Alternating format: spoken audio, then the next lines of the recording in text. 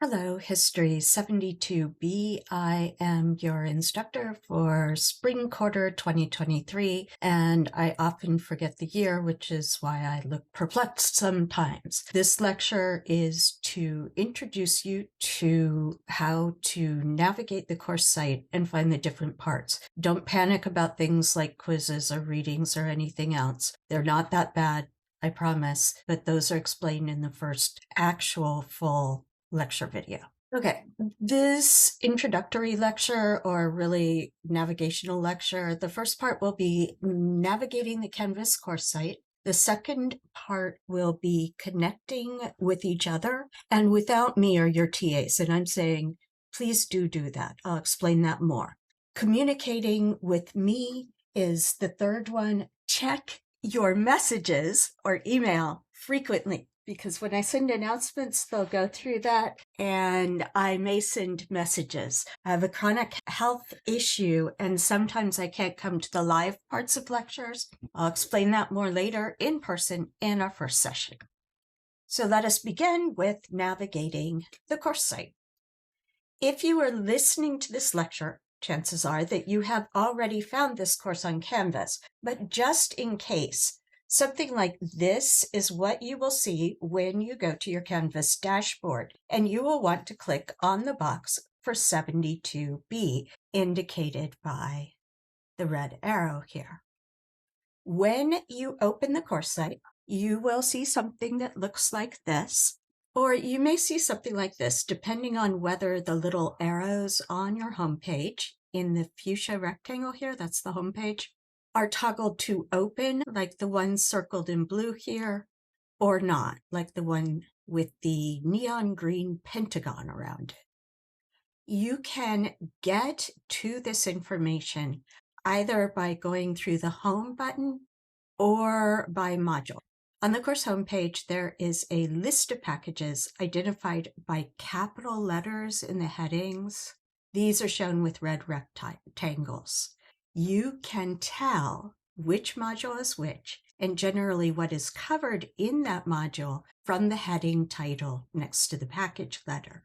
When you open a module, you will see what I'm calling a topic package in the purple oval.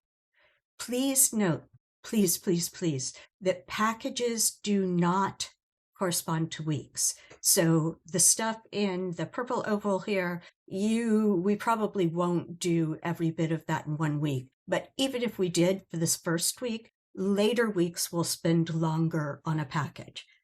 When you open a module, each package will include a set of lecture videos. Those are at the red arrow here. Readings, those are under the heading readings and in the blue area here, and what I am calling a popular culture bundle here. I will not expect everyone to do every reading. So don't panic about the readings. You'll see why in a bit. For the popular culture bundle, this is something optional, but it's a platform to springboard discussion. It will often be lyrics to songs, or it will be links to television advertisements later in time, or to movie trailers, things like that. So if you were to scroll down a little bit further than what I've shown here, there is also a guide with a set of links that I want you to go to that have history or something about it, or they have a YouTube video and you can listen to it. Once a lecture is posted, you can get to the link either by clicking on the lecture entry, which is what we were just looking at, under the module or package shown in the green oval, or by clicking on assignments in the menu at the left at the tip of the arrow. Clicking under the module or package will take you directly to the lecture link, which you can then click, provided I've uploaded the lecture and activated the link. And sometimes I forget about the activating the link part, so please feel free to contact me if you are not able to access a lecture once we get to it. You won't be able to access future lectures at all right now, but you should be able to access the first one very soon, and maybe by the time you read this, more of these. If you go through assignments to get the lecture link, you will need to find the lecture that you want in the list, which sounds like a ridiculous thing because there is no list here yet. But once I published various things, they'll show up in this list and you'll just go to it and click on what you want. Lectures will be listed like the pop culture guide here. I suggest making certain that you have the assignments sorted by type rather than date, or you will be at the mercy of when I look at or modify things, which again doesn't matter much now because there's not much in here, but once we start to accumulate assignments, it will matter more. Once you click on the lecture you want, everything is the same as navigating from the modules or packages on your home page. PDFs of the readings can be accessed from the modules on the home page or by going to the Files option in the menu bar to the left at the end of the red arrow. Readings offered vary greatly in number and in length in the different packages. Do not stress. I do not expect everyone to do every reading. Again, this is explained more in the first actual lecture video. The pop culture bundles. So here I have 4 songs this time. These links will take you to the lyrics for the songs and the links listed in this section that will take you to history or YouTube videos. The popular culture bundle, again, it's a springboard for conversations in our live sessions or for discussion sections. Don't worry if that doesn't make sense yet. It will once we get going. If you go through the Files tab, each set of readings and pop culture bundles has its own folder. So you just click on the folder and then find the reading that you want inside that folder. So far, only package A is here, but there will be more, of course, as we go on. You can access the so-called quizzes from assignments or from quizzes. And this, well, first I'll say this is from a previous year since there are not any quizzes up for you while I'm recording. Canvas forces me to call them quizzes. They're really just reading responses, and there are enough of them that you can afford to skip some. I'll explain in the first lecture video. If you go through quizzes, the arrangement will be fairly straightforward. You all are welcome to use the discussions tab anytime to communicate with me or with one another. I will not be using it for coursework, and discussions is here. That brings us to part 2, connecting with each other. Most of my classes, maybe all of them since COVID, set up a Discord channel. You can use Slack or whatever is most accessible to you all. I'm totally okay with that. In fact, I encourage it.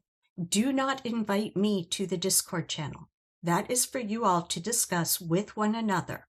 Usually some brave person asks me questions that people have if they can't figure it out in the group. The brave person then takes my answer to the group.